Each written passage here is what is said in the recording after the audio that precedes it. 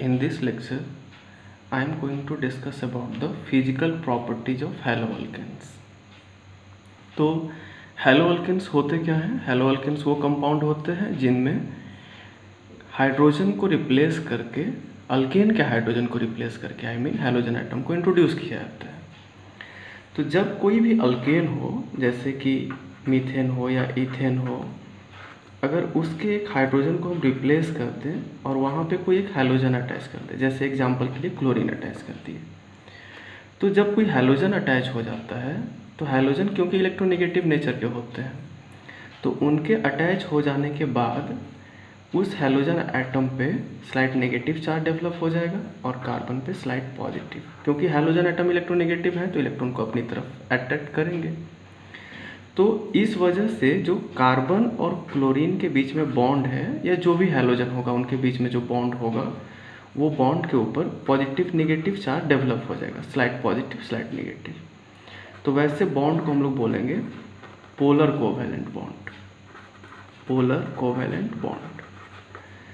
तो अगर किसी कंपाउंड में पोलर कोवैलेंट बॉन्ड है तो ये भी हो सकता है कि वो कंपाउंड पोलर होगा और वो कंपाउंड पोलर होता भी है।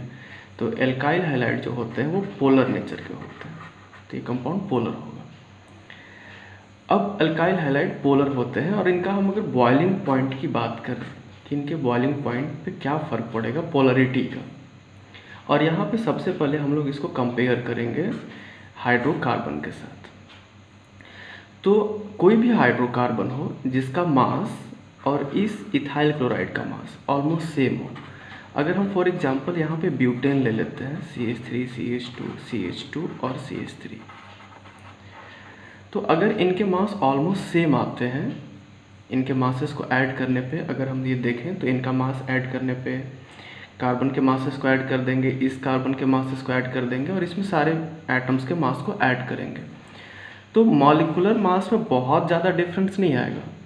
लेकिन इसके बावजूद ये कंपाउंड जो कि पोलर है, मीन्स एल्काइल हैलाइड, इनका बॉइलिंग पॉइंट जो होता है वो हाइयर होता है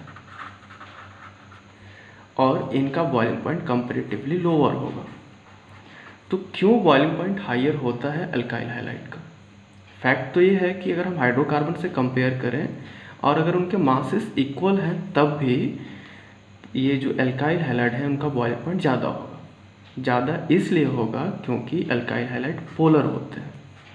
तो पोलरिटी से क्या होगा, जो भी कंपाउंड पोलर होता है उसमें जो एट्रैक्टिव फोर्स वर्क करता है, जैसे इथाइल क्लोराइड है, तो इथाइल क्लोराइड में जो एट्रैक्टिव फोर्स वर्क करेगा उसका नाम होगा डाइपोल डाइपोल, क्योंकि पोलर कंपाउंड में डाइपोल होते हैं, तो इसमें डाइपोल डाइपोल वर्क करेगा।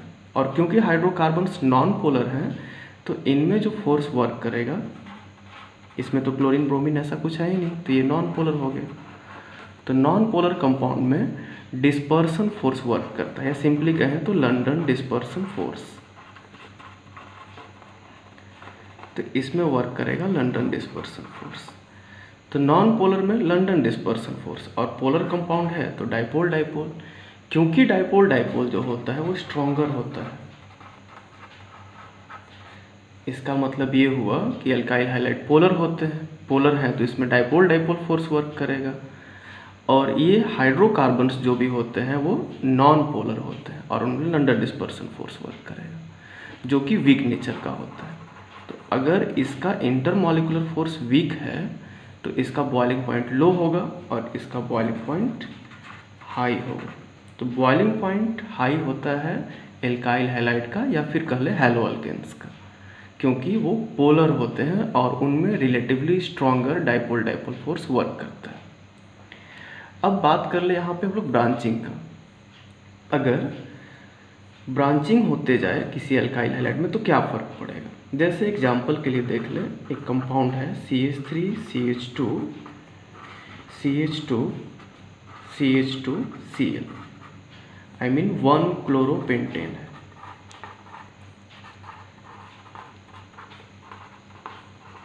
वन क्लोरोपेंटेन, सॉरी 1 क्लोरोपेंटेन नहीं, 1 क्लोरोब्यूटेन है ये, एक CH2 को और इंक्रीज कर देते हैं, अब ये हो गया 1 क्लोरोपेंटेन। ठीक है, अगर इसी कंपाउंड को हम लोग इस तरीके से लिखे होते,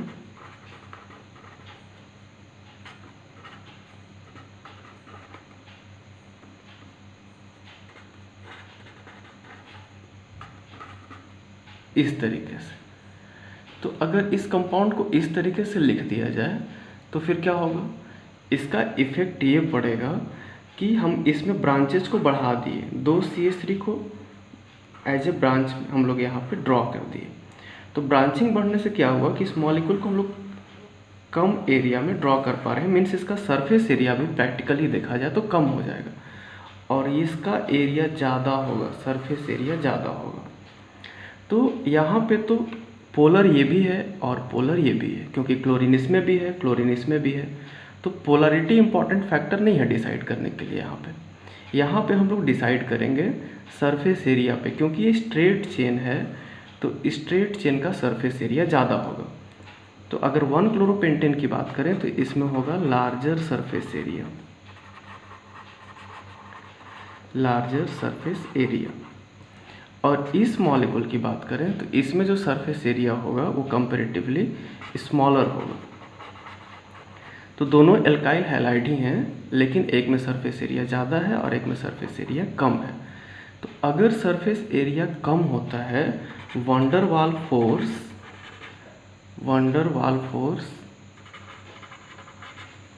force is proportional to surface area. तो क्योंकि फर्स्ट वाले मॉलिक्यूल का मीन्स 1 क्लोरोपेंटेन का सरफेस एरिया सेकेंड वाले मॉलिक्यूल से ज़्यादा होगा, तो सरफेस एरिया क्योंकि इसका ज़्यादा है, इट मीन्स कि इसमें वैन डर वाल्स फोर्स भी ज़्यादा लगेगा, greater van der Waals force. और वैन डर वाल्स फोर्स ही तो डिसाइड करेगा कि उसका बॉइलिंग पॉइंट क्या होगा, ज़्यादा होगा या कम होगा, क्योंकि फोर्स पे ही तो डिपेंड करता है बॉइलिंग पॉइंट। इट मीन्स कि जो फर्स्ट मॉलिक्यूल है उसका बॉइलिंग पॉइंट हाई होगा, हाईयर बॉइलिंग पॉइंट, और इसका बॉइलिंग पॉइंट सेकेंड मॉलिक्यूल का बॉइलिंग पॉइंट लोअर होगा। तो यहाँ पे बॉइलिंग पॉइंट को हम लोग डिसाइड किए सरफेस एरिया पे। अगर हाइड्रोकार्बन से कंपेयर करें तो हाइड्रोकार्बन के कंपैरिजन में अल्काइल हाइलाइड ज़्यादा है, क्योंकि वो पोलर है और हाइड्रोकार्बन नॉन पोलर है, उसमें तो हैलोजन ही नहीं है। लेकिन सेकेंड केस में जब दोनों में हैलोजन है, ब्रांच का इफेक्ट देखें तो ब्रांचिंग जैसे जैसे ज़्यादा होगा सरफेस एरिया कम हो जाएगा, ब्रांचिंग बढ़ते जाएगा तो सरफेस एरिया स्मॉलर होगा, और सरफेस एरिया अगर स्मॉलर हो गया तो van der Waals force smaller हो जाएगा, और वैन डर वाल्स फोर्स ही तो डिसाइड करेगा कि बॉइलिंग पॉइंट कम है कि ज़्यादा। सरफेस एरिया कम, वैन डर वाल्स फोर्स कम, तो फिर बॉइलिंग पॉइंट भी कम।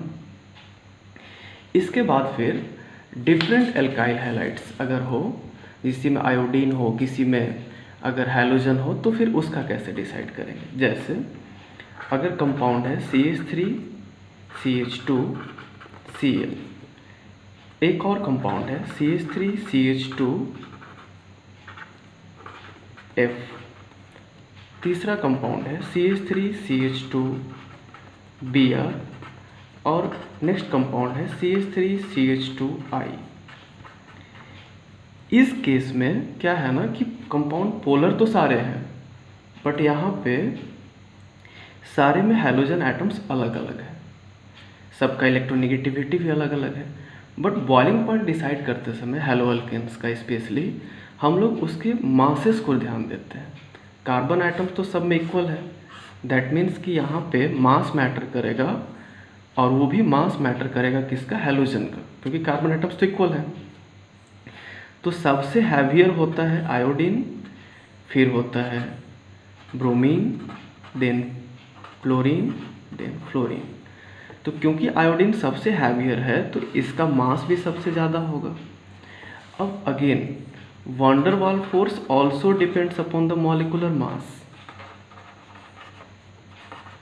Van der Waals force is also proportional to molecular mass, मतलब जिसमें जितना ज़्यादा हैवियर एटम्स होंगे, जिसका मास जितना ज़्यादा होगा, उसमें वैन डर वाल्स फोर्स उतना ही ज़्यादा होगा, और वैन डर वाल्स फोर्स ज़्यादा होगा तो बॉइलिंग पॉइंट ज़्यादा होगा। दैट मीन्स कि इस कंपाउंड का बॉइलिंग पॉइंट सबसे ज़्यादा होगा। उसके बाद बॉइलिंग पॉइंट जो होगा इसका सबसे ज़्यादा हुआ, इसका कम हो जाएगा थोड़ा, क्योंकि ब्रोमीन का वेट थोड़ा कम होता है, क्लोरीन का वेट उससे कम होता है, तो ये थर्ड नंबर पे आएगा। और फ्लोरीन सबसे हल्का होता है, इसलिए इसका बॉइलिंग पॉइंट सबसे कम हो जाएगा। That means different alkyl halides के लिए ऑर्डर क्या होगा बॉइलिंग पॉइंट का, सबसे ज़्यादा होगा आयोडीन का, Ri का, फिर RBr का अगर ब्रोमीन अटैच्ड हो, फिर RCl का, और फिर Ri का। ऐसा इसलिए क्योंकि Rf का, ऐसा इसलिए क्योंकि मॉलिक्यूलर मास इसका ज़्यादा है।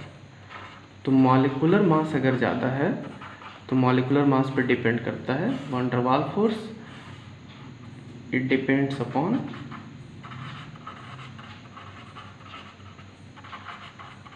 Molecular mass and van der Waals force.